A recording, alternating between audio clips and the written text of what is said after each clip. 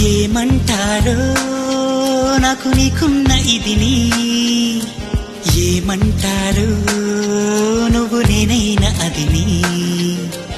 ఏమంటారో మారిపోతున్న కథని, ఏమంటారో జారిపోతున్న మతిని.